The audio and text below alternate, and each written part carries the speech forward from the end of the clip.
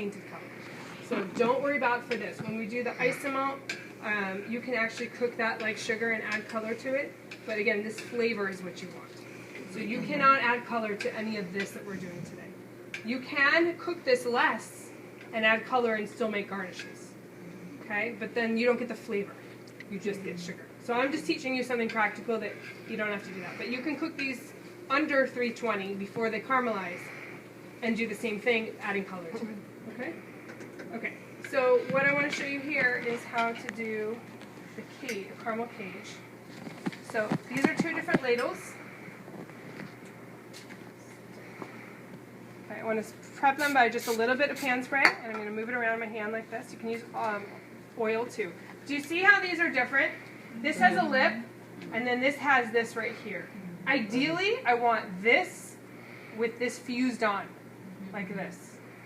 These are both not ideal. Okay, this has the lip that I don't want, but they're expensive. Those ladles are very expensive. So I'm going to show you both of these, and then you'll see how it works. So you have to have it somewhat thin where it runs off nicely.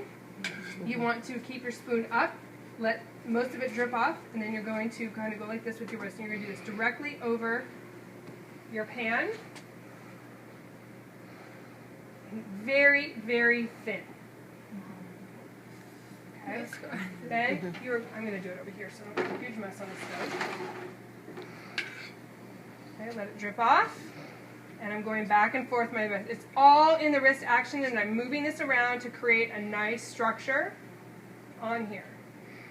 Whatever falls back in the pan falls back, but do not take this excess off and put it back in there. That will crystallize your sugar. You see how high I'm holding my spoon compared to the ladle? If I'm holding it too low, which I don't want to, but it will get very thick and chunky, and then that stuff will stick. We don't want it to stick. We want this to look like gold, like spun gold.